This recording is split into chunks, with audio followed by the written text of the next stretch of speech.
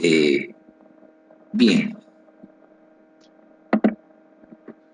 por ejemplo, cuando nosotros hablamos de la farmacología, pues de los medicamentos que actúan a nivel de las vías aéreas, vale recalcar de que las enfermedades respiratorias, pues son uno de los primeros motivos de consulta, ¿no?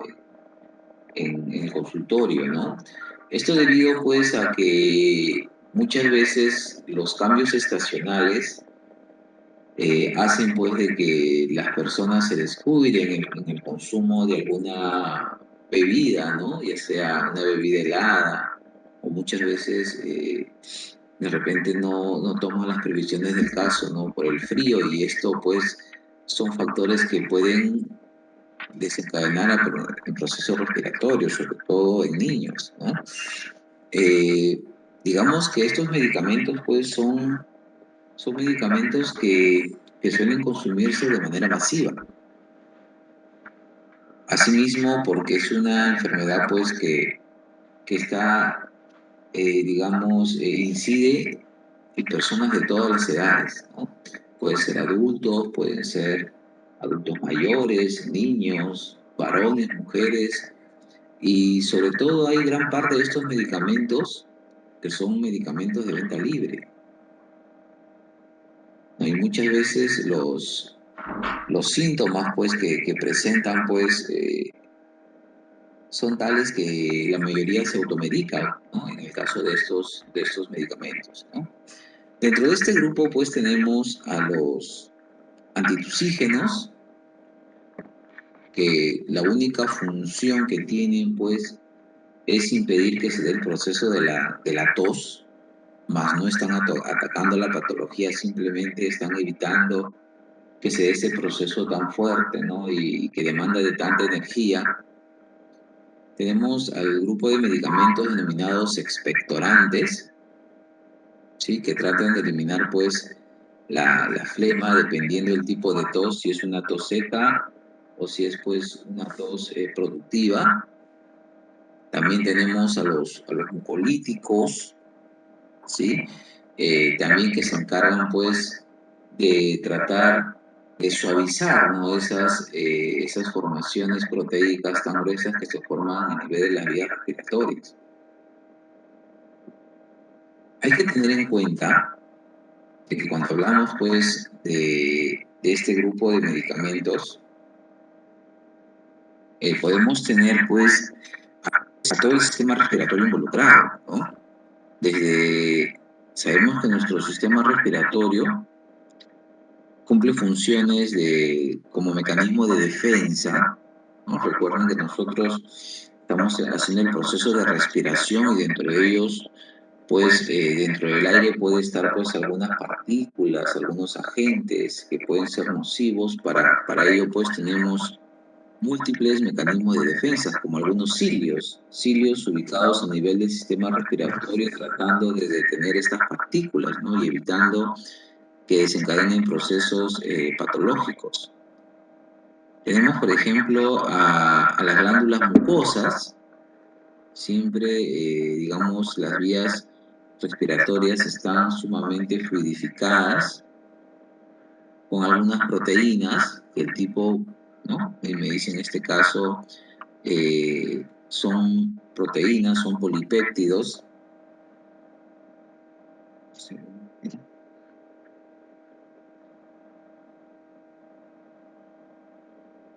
Bien.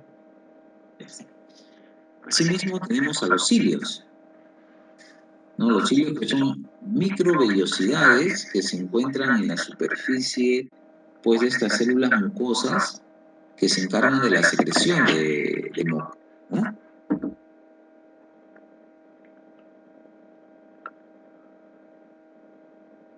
Otra cosa que debemos considerar es lo siguiente, ¿no?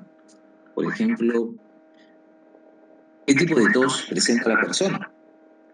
Puede ser una tos seca o improductiva o inútil, porque lo que queremos nosotros es eliminar esa mucosa, ¿no? Y tenemos la tos húmeda, la tos productiva o útil, ¿no? Que se encarga, que en este caso pues elimina digamos, a las partículas extrañas, elimina al microorganismo tal vez que está causando este proceso, digamos, respiratorio. Asimismo, por ejemplo, este grupo de medicamentos, sí, lo que van a hacer es, en el caso de la tos, sí, van a impedir que se dé este efecto de la tos. Digamos que todo sucede, pues, a nivel del sistema nervioso, ¿no? A nivel del bulbo raquídeo, ¿no? El bulbo raquídeo, más conocido como centro de la tos. Entonces, digamos que estos medicamentos pueden también trabajar a este nivel, impidiendo que llegue la orden, ¿sí? Recuerden que tenemos nosotros algunos impulsos nerviosos y lógicamente, debido a estos impulsos nerviosos, llega a nuestro bulbo raquídeo y nuestro bulbo raquídeo lo que hace pues manda la señal para que se desencadene este proceso. O por ejemplo, me dice el proceso normal de la respiración, ¿no? Es una aspiración. Dentro de esa aspiración, ya sea por la vía respiratoria o ya sea por la boca, sí, ese aire que ingresa pues tiene algunas partículas extrañas, esas partículas extrañas pueden ser retenidas, como también estas partículas extrañas van a ser desencadenantes de este proceso. Luego pasa a lo que son a los bronquios, ¿no? Entonces en los bronquios también sirve como un sistema, disculpen, sirve como un sistema de defensa, ¿no? Si bien es cierto, ya a nivel de los alvéolos ya se da un intercambio tanto de gases, ¿sí? Pero también en una forma, lo que se espera pues es un sistema como si fuese un filtro, ¿no? Un filtro secundario. Lo que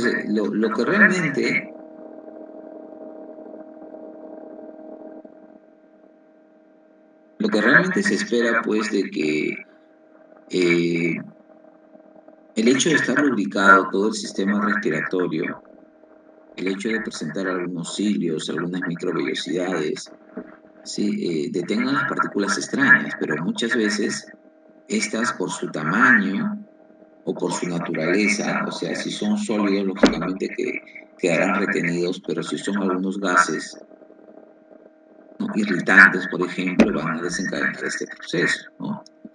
Tal vez alguno de ustedes ha tenido la oportunidad, pues, de poder percibir un gas lacrimógeno.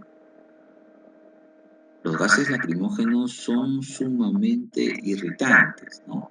Entonces, por su naturaleza, al ser sustancias gaseosas, estas no pueden ser retenidas por estas microvellosidades de mi sistema respiratorio. Entonces van a llegar tanto a los alvéolos, van a llegar a los bronquios. Sí, disculpen un segundo, por favor.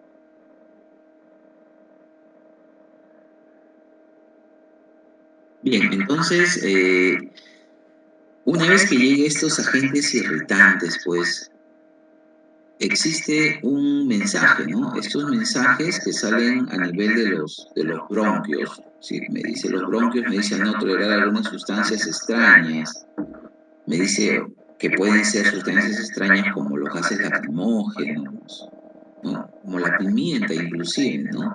Desencadena procesos toxígenos, irritantes, y asimismo el aire, ¿no? El aire frío, me dice en este caso excitan los receptores del tejido produciendo una irritación, ¿no?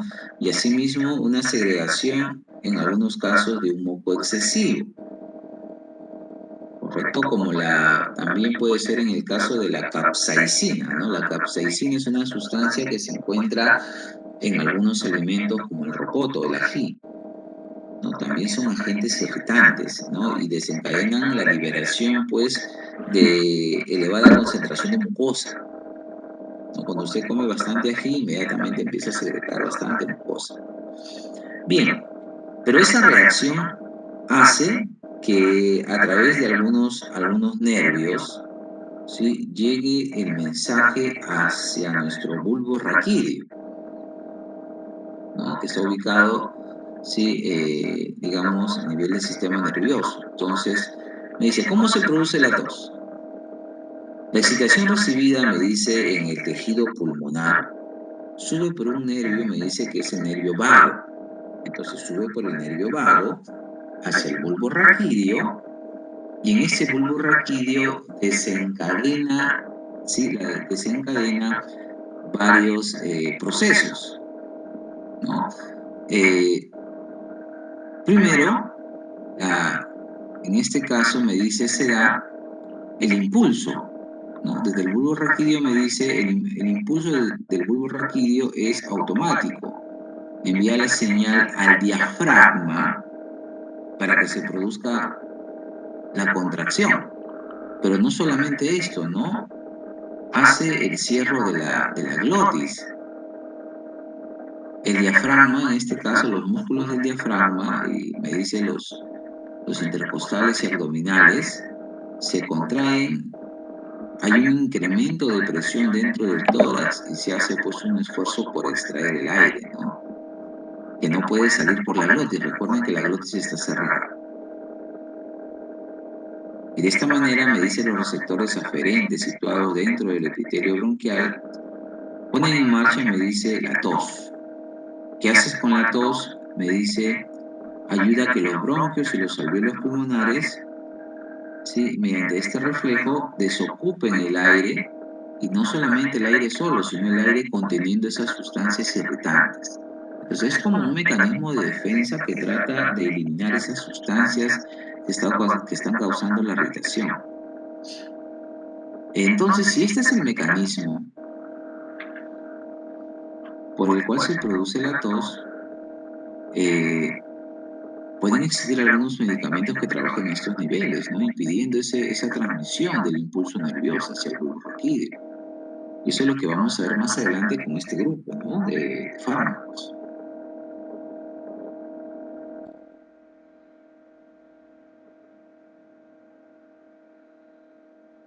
Por ejemplo, ahí tenemos el reflejo de la tos, ¿no?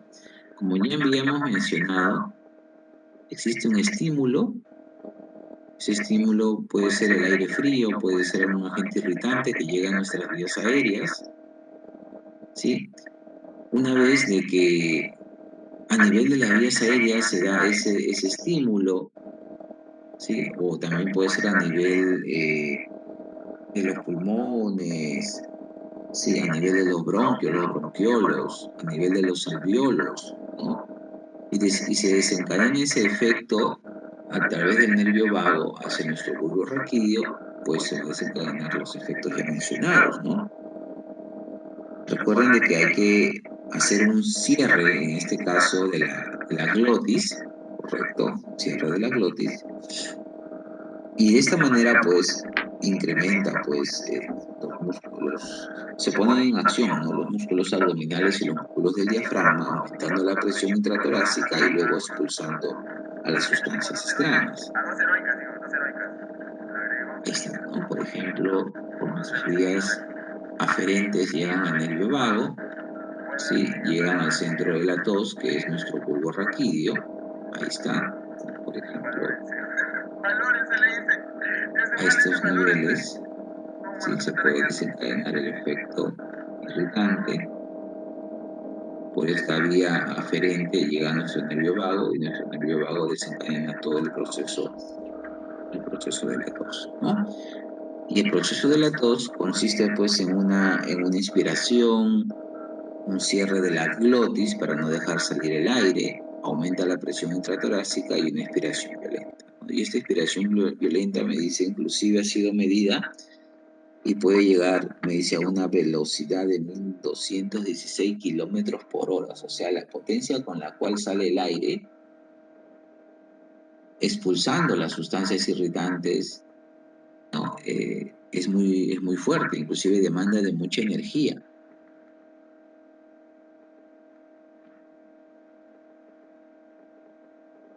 Los medicamentos que son utilizados para este caso específico de la tos son aquellos que pueden interactuar disminuyendo la frecuencia e intensidad de la tos. Recuerda que el antitusígeno lo único que hace es suprimir este proceso. Nada más, o sea, usted puede tener un problema respiratorio asociado a una infección respiratoria, ¿no? Pero estos medicamentos no van a atacar al microorganismo, solamente van a eliminar este proceso, ya que este proceso demanda de mucha energía, ¿sí? Y causa mucho malestar, sobre todo en una persona que está haciendo una actividad laboral, ¿no? Dentro de los antitusígenos se pueden clasificar por el lugar de acción, o sea, a qué nivel trabajan. Hay algunos que pueden ser antitusígenos que trabajan a nivel periférico, otros trabajan a nivel central, es decir, a nivel del bulbo raquídeo, ¿sí? Y otros que trabajan son de acción mixta, ¿no? O sea, trabajan a los dos niveles. Y por la naturaleza del fármaco tenemos fármacos opioides, por ejemplo, como la codeína, y no opioides como el dextrometorfán, ¿no? Por ejemplo, esto es parte, ¿no?, de lo que ya habíamos revisado, ¿no? Por ejemplo, hemos visto que el proceso de la tos, inspiración profunda, cierre de la glotis, aumenta la presión intratorácica, ¿sí? Y expiración violenta. Ahora, los fármacos pueden trabajar a estos niveles. Tenemos acá nervios aferentes y nervios eferentes, ¿no? ¿Cómo hacen estos medicamentos? Por ejemplo, miren, hay algunos medicamentos, me dice, por ejemplo, que pueden ser opioides que trabajan a nivel del centro de la tos, a nivel del bulbo raquídeo, ¿no? Por ejemplo, me dice, actúan sobre el centro de la tos. Son los opioides, como quién, la codeína, ¿sí? La codeína, tenemos a la noscapina y el dextrometorfán, también pertenecen, ¿no?, a los opiáceos. Eh, Hay que tener mucho cuidado con el medicamento codeína, ¿no? Porque a pesar, eh, teníamos nosotros, pues, bueno, creo que todavía está en el mercado el Big Fórmula 44 en jarabe, ¿no? Y esto es codeína. Y por más que sea codeína, puede tener efectos adictivos. Y más que hoy en día tenemos un medicamento que es el Big Meal, ¿no? Que es para los niños, ¿sí? Que es para los niños. Pero aquellas personas que conocen de sus efectos son, pues, aquellas personas que se pueden drogar con estos medicamentos fácilmente. Tú vas a una farmacia, compras tu codeína, compras tu jarabe de Big Fórmula 44, te tomas el frasco completo y lógicamente vas a tener efectos recreativos, ¿no? ¿no? Porque de todas maneras tienen efecto, son opiáceos. Por más que digamos que los efectos son leves, siguen siendo opiáceos, no dejan de ser opiáceos. Esos son los que actúan a nivel del centro de la tos, o sea, a nivel del nervio, del nervio vago, ¿sí? Pero también nosotros tenemos aquellos que actúan sobre las ramas aferentes, ¿no? Del reflejo de la tos.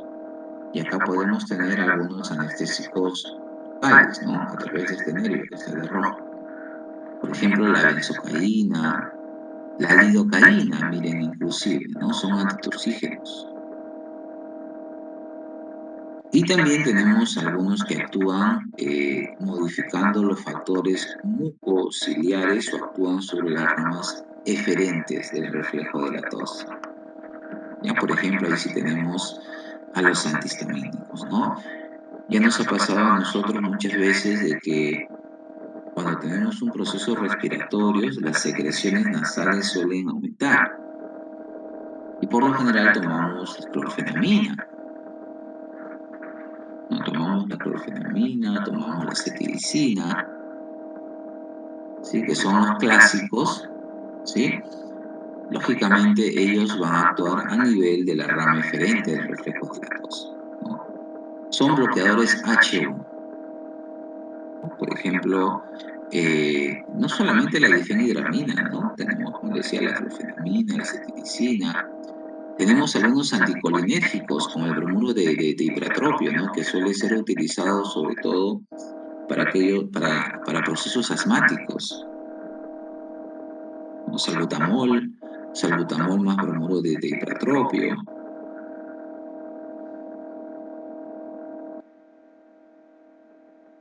Entre los antitussígenos de acción periférica, ¿sí? Tenemos, por ejemplo, me dice sustancias demulcentes, ¿no? En este caso, los demulcentes son los jarabes. Ya, en este caso hablamos, pues, eh, jarabes que contienen, por ejemplo, dextrometorfano, ¿no? Tenemos, por ejemplo, anestésicos locales también, ¿no?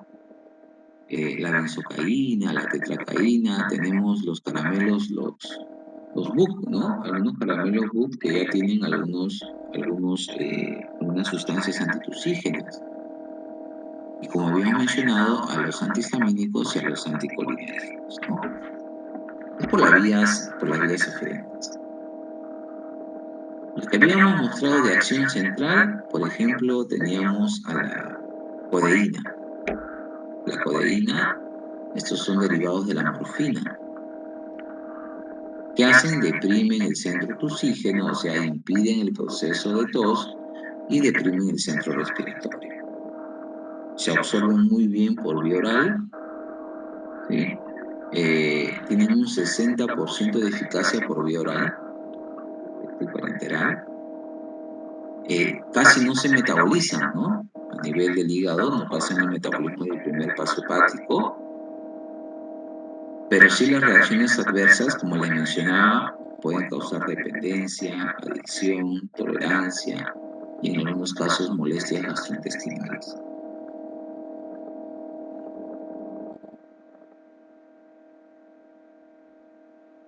También otro antitussígeno de acción central tenemos al dextrometorfano. Sí, digamos de que el dextrometorfano es uno de los medicamentos de predilección que se suele utilizar para procesos como antitussígeno, ¿no? Como antitussígeno. Y hay algunos que ya tienen asociaciones, ¿no? De antibióticos más dextrometorfano, ¿no? O también lo que hacen es asociar no solamente el antitussígeno, sino antitussígeno como político, antitussígeno como expectorante, ¿no? Me dice su efecto es similar al dextrometorfano, sus reacciones adversas medicamentosas son menores a que los anteriores, y me dice no se utilizan si tienen inhibidores de la monoaminoxidasa. A ver, cuando hablamos de la MAO y hablamos de la COM, ¿no? La MAO, la monoaminoxidasa y la CON, la catecolortometiltransferasa, son enzimas, son enzimas que se encargan de disminuir la disponibilidad de algunos neurotransmisores a nivel del sistema nervioso. Por ejemplo, si nosotros tenemos en el espacio sináptico adrenalina, acetilcolina, por lo general adrenalina, ya, adrenalina. Entonces, esto se encarga la monoaminooxidasa. La monoaminooxidasa es una enzima, ¿sí? que se encarga de disminuir la disponibilidad de adrenalina en el espacio sináptico. De adrenalina, de acetilcolina, de serotonina, de dopamina. Entonces su función es mantener el equilibrio en el espacio sináptico. Claro que existe otro mecanismo que es la recaptación, ¿no? Pero esa es otra historia. Estas enzimas se encargan de regular las concentraciones de estos neurotransmisores. ¿Correcto? ¿Qué pasaría si los inhibimos? Si nosotros inhibimos la recaptación de los neurotransmisores, podemos causar una hiperexcitabilidad en el paciente. Tiene más adrenalina, tiene más dopamina, tiene más serotonina. Entonces, si es que ya estoy tomando un inhibidor de la monoaminoxidasa porque tal vez esta persona sufre de depresión, es muy probable que sea un paciente que tiene depresión. Como tiene depresión, ¿sí? Como tiene ya depresión este paciente, por lo tanto, sus niveles de adrenalina, de serotonina, de dopamina están disminuidos.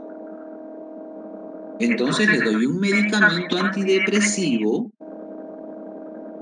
para eliminar o para disminuir la acción de la monoaminoxidasa y dejarle un poco más libre la adrenalina, la dopamina, la serotonina para que se reponga. ¿Correcto? Entonces, los inhibidores de la monoaminoxidasa lo toman los pacientes que sufren de depresión.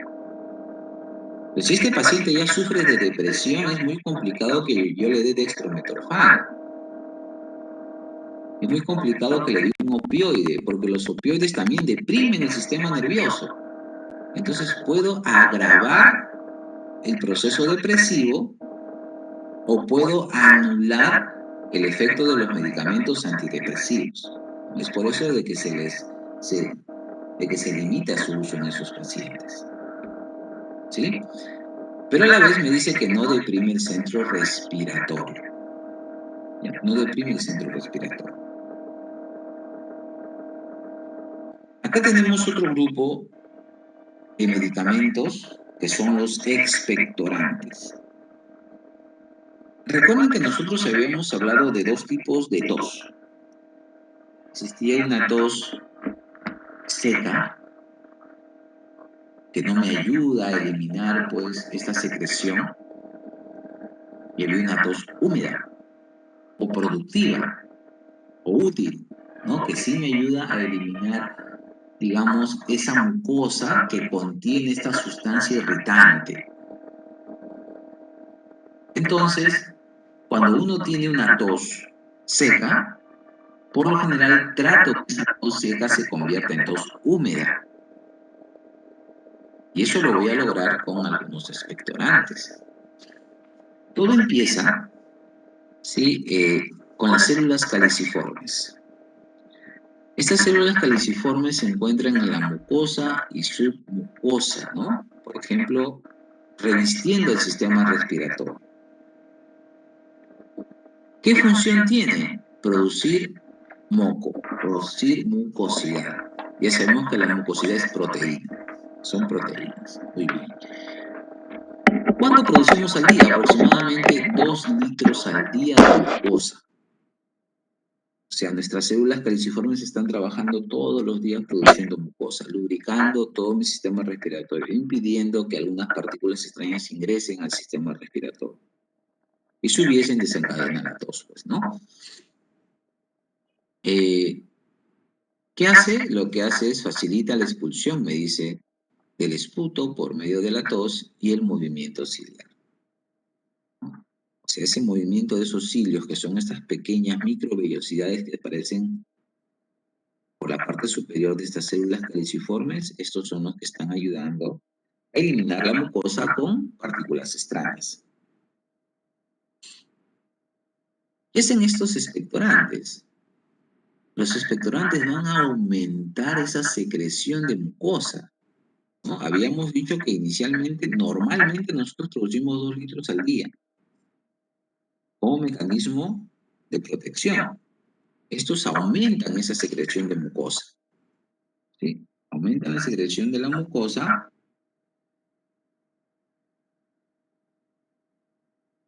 y también eso se da por un mecanismo reflejo, ¿no? Me dice de irritación gastroduodenal. Entonces, no solamente los procesos respiratorios tienen eh, un inicio a nivel del sistema respiratorio, o sea, digamos que la tos, las secreciones, no solamente se dan debido al mensaje que se envía a partir del sistema respiratorio, sino también tenemos un nervio a nivel del sistema digestivo que desencadena todos estos procesos, ¿sí? Negativos a nivel del sistema respiratorio. Y ahorita lo vamos a ver en una imagen. Los expectorantes de acción directa. Sí, expectorantes de acción directa, por ejemplo, tenemos los bálsamos, los aceites volátiles, ¿no? Por ejemplo, el mentol, el alcanfor, ¿no? Son aceites. Ustedes compran su Big Vaporub, compran su mentolatum, compran su mentol chino, ¿no? Y estos tienen aceites. Los aceites esenciales que se obtienen a partir de los vegetales contienen algunas sustancias llamados terpenos. Los terpenos son los que le dan esa fragancia a las plantas. ¿Por qué? Y estos, como son aceites volátiles, sí, se pueden utilizar como inhalaciones, ¿no? Algunos se frotan la mano teniendo el mentol, sí, el alcanfor, y aspiran, ¿no? Inmediatamente esto viaja por las vías respiratorias y desencadena los procesos, pues, de incremento de secreciones, ¿no? Porque lo que yo quiero es aumentar la secreción. Con los expectorantes buscamos aumentar la secreción en aquellas personas que tienen tos seca.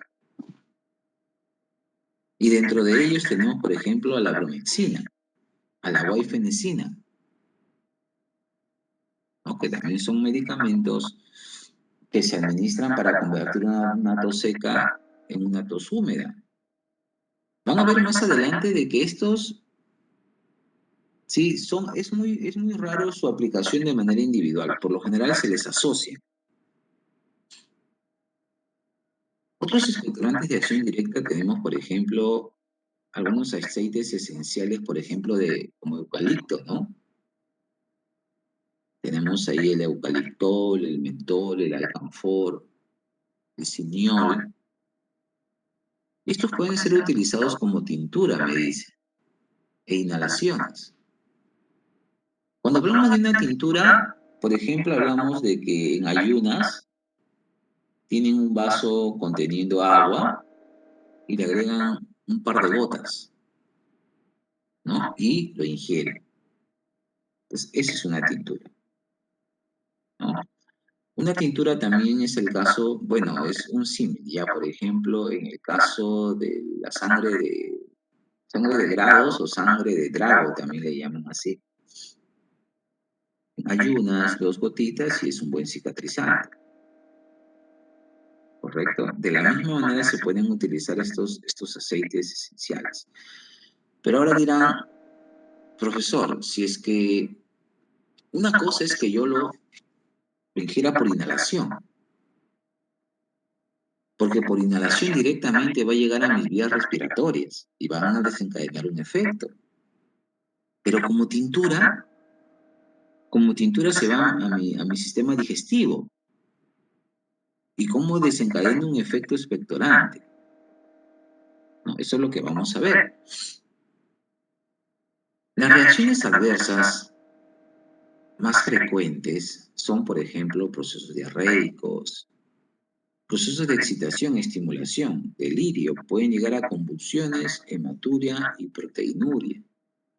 Tengan en cuenta que son reacciones adversas. Las reacciones adversas, digamos que o las personas que van a presentar estas reacciones adversas es un pequeño conjunto de personas, ¿no? Y no necesariamente van a tener todas estas reacciones adversas. Acá tenemos, por ejemplo, nosotros el motivo por los cuales los medicamentos de este tipo, expectorantes, tienen acción a nivel del sistema nervioso. Y sigue siendo el nervio vago, ¿sí? Sigue siendo el nervio vago el responsable de estos estímulos, ¿no? Tenemos una ramificación del nervio vago a nivel gástrico. Y es que de ahí empieza y manda la información para que se desencadenen los procesos a nivel respiratorio. Por ejemplo, me dice, estos expectorantes actúan estimulando las terminaciones sensitivas del nervio vago a nivel del estómago. Entonces, ojo, y está muy ramificado, es toda la parte que está de amarillo, ese es el nervio vago.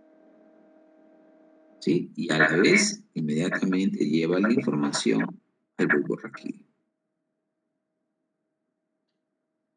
También tenemos algunos expectorantes de acción refleja, ¿no? Por ejemplo, como son expectorantes salinos, que son más utilizados como medicina tradicional, pero no dejan de presentar pues, sus efectos expectorantes, ¿no? Por ejemplo, el cloruro de amonio, ¿no? Pero su reacción adversa es que causa acidificación de la orina, ¿sí? Y puede causar uremia. Algunos expectorantes nauseativos, ¿no? Que son utilizados, por ejemplo, en algunas culturas, por ejemplo, como México. Sí, en el Perú casi no tenemos esta planta, el ipecacuana, sí, que también estimulan los reflejos a nivel del nervio vago. El otro grupo de medicamentos son los mucolíticos. Estos mucolíticos lo que hacen es alterar, ¿sí? Alterar las características fisicoquímicas del moco que ya está formado. Muchas veces hablamos o nos ha pasado que tenemos una cierta cantidad de mucosidad la cual no podemos expectorar. No se puede expectorar porque como es una proteína, estas proteínas se han solidificado y yo necesito, ¿sí? Con alguna sustancia romper esos enlaces y hacerlo fluido para poder ser recién expectorado. Entonces, en pocas palabras, ¿qué hacen los mucolíticos? Tratan de reducir el tamaño, tratan de cortar los enlaces que existen entre estas proteínas para ser expulsados, ¿no? Y tenemos dos grupos de medicamentos. Tenemos a los tioles, sí tenemos a los tioles,